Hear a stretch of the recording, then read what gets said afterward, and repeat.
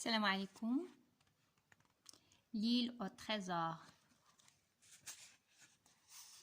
Le titre: Je vais à Bristol.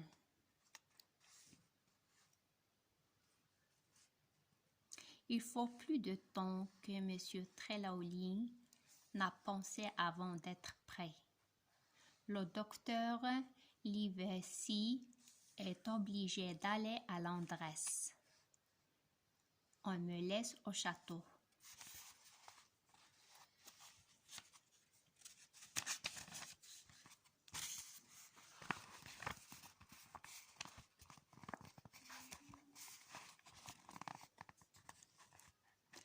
Au château de M.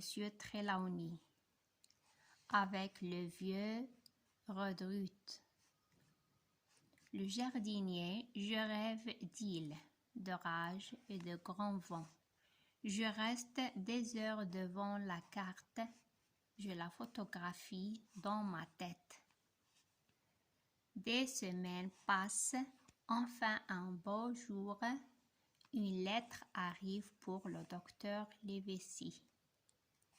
Je lis sur l'enveloppe: à ouvrir au besoin par le jeune Hawking. Le docteur n'étant pas rentré de Londres, j'ouvre. Hôtel de Vieux Navire, Bristol. Le 1er mars 1759. Cher Livesey, le navire est acheté. Il attend dans le port, prêt à partir. Vous n'avez jamais rêvé un bateau pareil, un enfant le conduirait. Son nom est Hispaniola.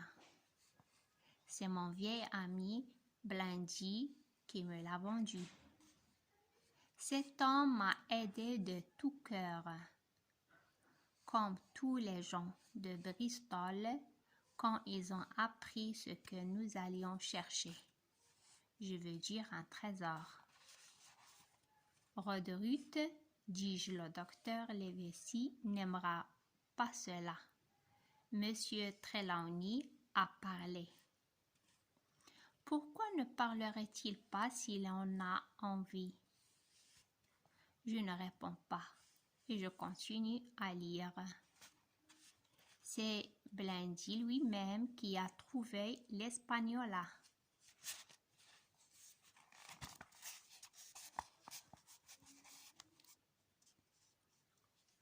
Et qui l'a acheté pour nous très bon marché. Des gens disent que l'Hispaniola était à lui et qu'il me l'a vendu trop cher. Ce sont des mensonges. Je voulais un équipage de 20 hommes pour nous défendre au besoin.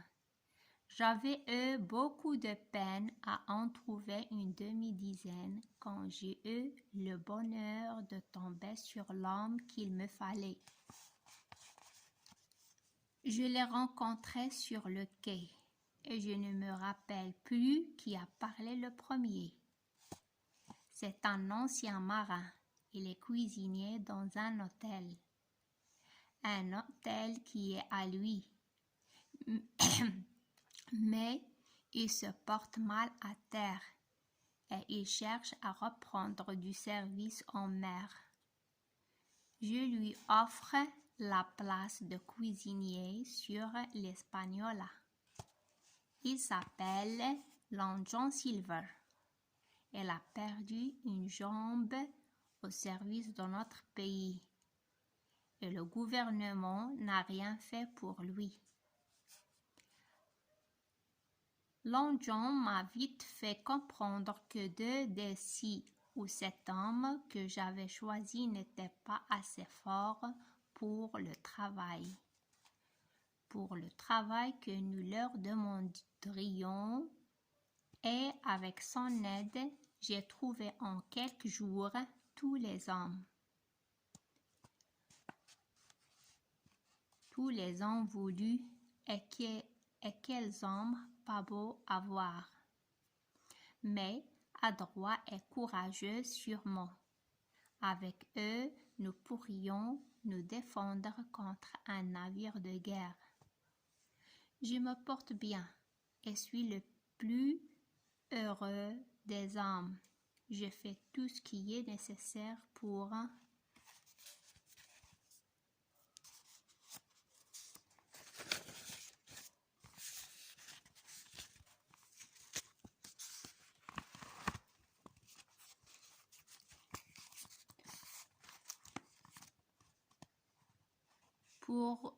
pouvoir être prêt le plus tôt possible.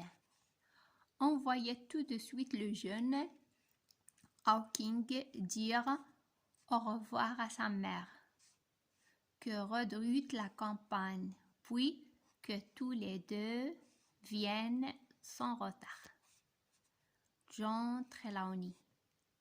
Vous ai dit que Blandy doit envoyer un navire à notre recherche si nous ne sommes pas rentrés fin août et qu'elle m'a trouvé un bon capitaine, Long John Silver. De son côté, m'a présenté un second qui me paraît très bien. Il s'appelle Arrow. J'ai encore oublié de vous dire que Silver a de l'argent. Il laisse un hôtel et sa femme. Je pense que c'est la femme autant que sa santé, à lui qui le pousse à reprendre la mer.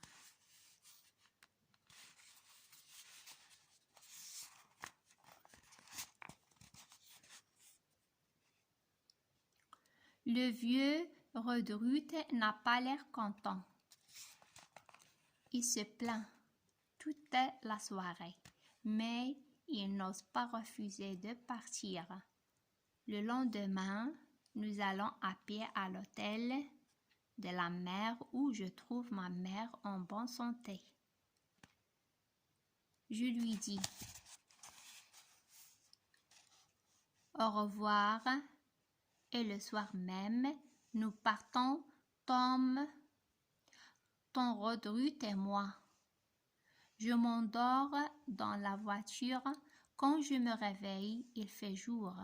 La voiture est arrêtée dans une rue devant l'hôtel du vieux navire. Je demande, où sommes-nous? Tom répond, à Bristol, descends. Je descends, Monsieur Trelawney est devant moi. Ah, vous voilà, crie-t-il. Le docteur vient lui aussi d'arriver. Nous sommes prêts. Je demande à quoi? À partir, bien sûr.